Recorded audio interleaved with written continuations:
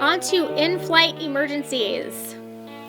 Your priorities are aviate, navigate, and communicate. Preparing for emergency landing. Secure loose equipment, which should be done already. Shut off the oxygen, even if your patient is on it. Secure your patient, make sure that all of their belts are tight, and lay them down flat. Assume the brace position yourself.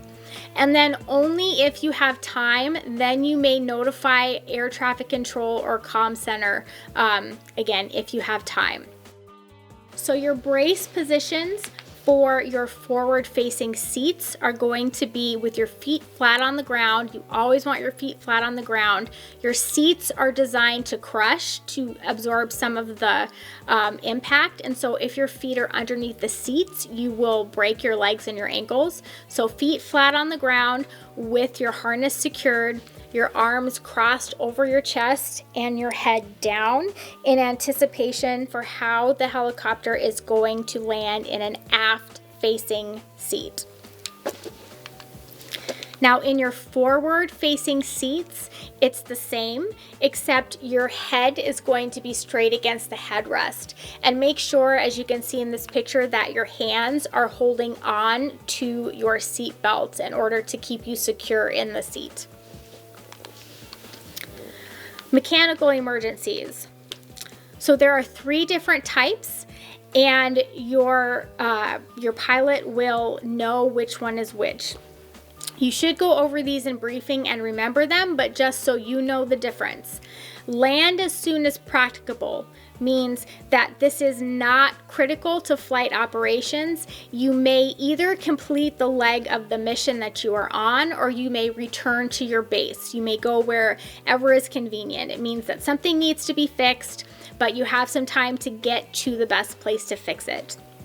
Land as soon as possible means that you may proceed to the nearest airport with emergency services. So you want to let them know that you have a mechanical emergency so that they can have emergency services available. Land immediately means you're going down one way or the other, so you don't really have a choice in that matter. In that situation, your responsibility as a flight crew member is to look outside for the best place to put the aircraft down. You are looking for a spot that has the least amount of obstacles of all the options that you have. That is your priority in a land immediately scenario. In fire emergencies, again, turn off all electrical equipment and oxygen. Many times turning off the electrical equipment will isolate electrical fires. Close the windows and vents. If smoke obscures visibility for the pilot, however, you may open the doors and attempt to extinguish it. However, keep in mind that oxygen does feed a fire, and you should only open the doors at the discretion of the pilot. Fire extinguishers should only be discharged at the pilot's discretion. And remember that fire extinguishers are only to be used to extricate a patient. They should not be used to put the fire out. Aircraft fire extinguishers are distinct from other kinds because they contain an element called halon. Halon smothers fires because it competes for oxygen. So if you are discharging a halon extinguisher inside of an aircraft, you could be eliminating the oxygen for you and your patient. So again, these are only to be discharged at the discretion of the pilot. And the halon question does come up somewhat frequently on the tests. So this brings us to our challenge. Fire breaks out in the cabin of an aircraft while it is in flight. Which of the following actions should carry the highest priority? A, closing all open vents. Again, because we want to eliminate the source of oxygen, which could help that fire get larger. A transport team is stranded after a crash and is unsure of when they will be rescued. Which of the following components of survival should carry the highest priority immediately after a crash to enhance survival? Access to fire, food, water, or shelter.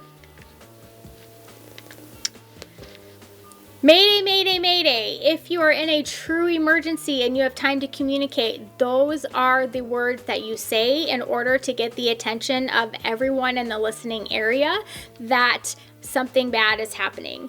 Now, typically the crew members in the back would be the ones making this communications, because the crew members in the front, whether that's the pilot and the paramedic or both of your pilots, they will be concerned with navigating and aviating, trying to fix the emergency and figure out where to go.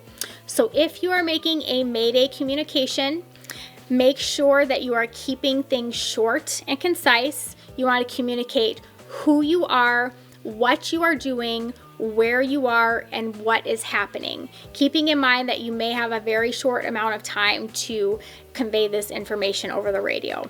Now we're on to survival. Let's say you crashed in the middle of nowhere. How are you going to survive? Most aircraft are equipped with an emergency survival kit. If you are operating in hot or cold operations, they should contain things that will help you in those situations. So before you exit the aircraft, attempt to take the survival kit with you, because once you leave the aircraft, for whatever reason, you may not be able to return to it. It might be advisable for you to carry your own personal survival kit with you to ensure that you have some basic things in the institute of a crash.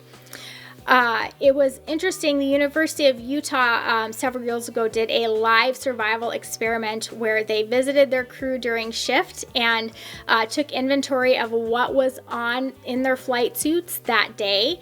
And then a few days later, they did a survival drill where they dropped them off in the desert with only what they had in their pockets when they were on duty, and they had to survive for the weekend using those elements. And so it's good practice to have small survival kits that are easily purchasable online so that you know you always have something to work with.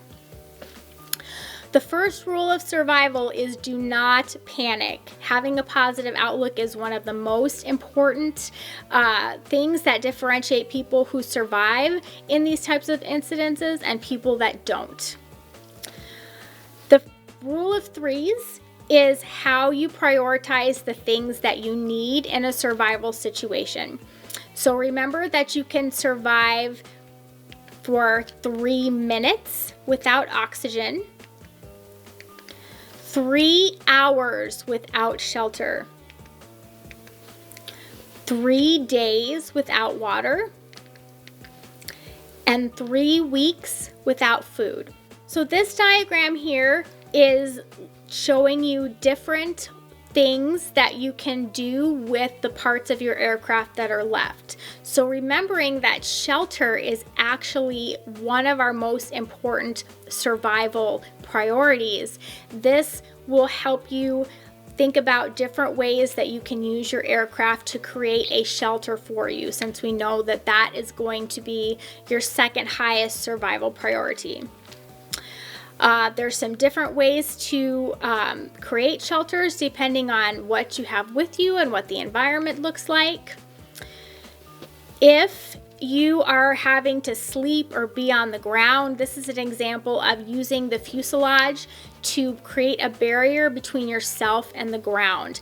The greatest amount of heat loss in a situation like this will be conductive between you and the ground. So anything that you can place between you and the ground, whether it's a blanket or an airplane wing or sleeping inside the aircraft, that will help protect you from the elements. If your patient happens to survive the crash, remember that your priorities remain the same: shelter and warmth. You must find those first. Only ABC interventions should be performed on your patient. Remember to ration your medical supplies, because again, you don't know how long it will be before somebody comes to rescue you. And keep in mind that critically ill patients, such as those on vasopressors or intubated, will likely not survive this scenario. So while we should be wanting to take care of our patients, and that is not a bad thing to think about, we need to keep our priorities in mind, which again are that shelter and warmth. That's what's going to allow the greatest opportunity for survival for the remaining crew.